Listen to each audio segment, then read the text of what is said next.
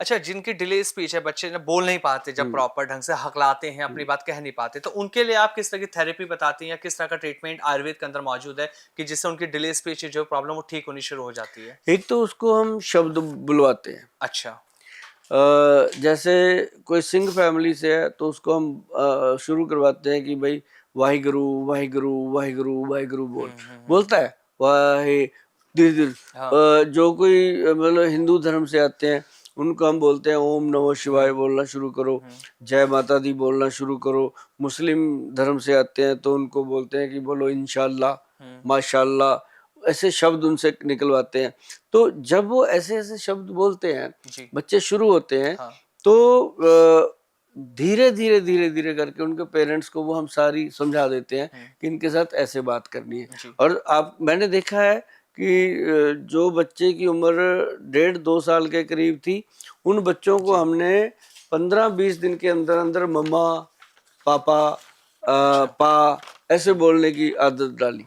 अच्छा, इसकी जब हम पहचान की बात करते हैं, एक तो आपने सिम्पटम्स इसके बताए, क्या इसके लिए कोई टेस्ट भी है या खाली बॉडी लैंग्वेज को ही देख के पता लगाया जा सकता है कि ये बच्चा इस बीमारी से ग्रसित हो चुका है? नहीं, इसके लिए हम कहते हैं कि सबसे पहले आयुर्वेद डॉक्टरों की राय लो आप। अच्छा। आयुर्वेद कोई ट्रीटमेंट मिलता है करो आप, लेकिन इसका एक जो वो होते हैं थेरेपिस्ट होते हैं, वो उनको आप जाकर के जब मिलोगे तो वो एक स्कैन करवाते हैं। अच्छा।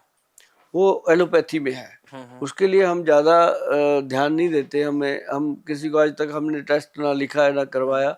हाँ, हम तो नाड़ी के ऊपर काम करते हैं, नब्ज देखना, बात पित्त कफ में क्या डिस्टर्बेंस है, तो उसके आधार पे हम दवाइयाँ दे देते हैं। लेकिन इसका जो टेस्ट है वो कराना चाहिए अपने नज़दीकी किसी भी डॉक्टर से मिलकर के, जो ऑटिज्म के स्पेशलिस्ट हैं, बहुत हैं ऐसे, तो उनसे मिलकर के आप अगर इसका बच्चे का स्कैन करवाते हो तो आपको काफ़ी हद तक पता चल सकता है कि ये कितने प्रतिशत तक ये प्रॉब्लम है और कितने प्रतिशत तक ये सर्वाइव कर सकता है, नहीं कर सकता, वो सारी चीज़ें आ जाती एक बार और चीज देखी जाती है गोयल साहब, बच्चे ना बहुत देर से बोलना जब शुरू करते हैं तो माँ बाप को लगता है सब नॉर्मल है। उसमें एक चीज और देखी जाती है, बच्चे के ना मुंह से लार निकलनी शुरू हो जाती है, बहुत ज्यादा गिरती है लार। तो क्या ये भी एक सिम्टम्स हम कह सकते हैं? ये भी उसी का सिम्टम है।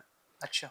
क्योंकि ये होता क्या है कि उसकी जो ब्रेन है ना जी, उसके जो हार्मोन लेवल है वो जब डिस्टर्ब ही है और जब वो काम ही नहीं कर रहा, तो नेचुरली है कि जो भी चीज आपकी बॉडी में है, आपकी बॉडी को क्या चीज है को जो कंट्रोल करती है। जैसे जैसे कार है, चलाता है आदमी, उसको एक स्टीयरिंग कंट्रोल करता है। एक उस पर बैठा हुआ आदमी, वो उसको अपने हिसाब से क्लच ब्रेक दबाता है, अपने हिसाब से रेस देता है, तो वो अपने हिसाब से टर्न वन करता है, तो वो एक ब्रेन चल रहा है उसके साथ। ऐसे ही जो जो अपना शरीर है, आप उसको फॉर एग्जांपल मानो कि ये एक बॉडी है।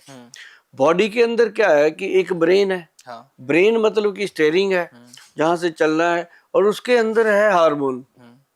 हार्मोन जो है वो सेरोटोनिन हार्मोन है अपने ब्रेन के अंदर। आप उसके बारे में कभी पढ़ोगे तो आपको ये पता चलेगा कि हमारी बॉडी का ड्राइवर तो यही है।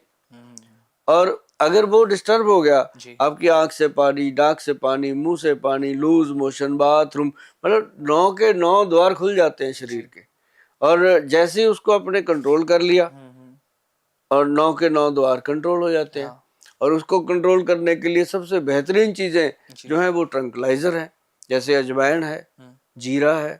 ऐसे जो जिनके अंदर ट्रंकलाइजर के नाम पे हम मीठा भी कह सकते हैं, तो ये चीजें उसको कंट्रोल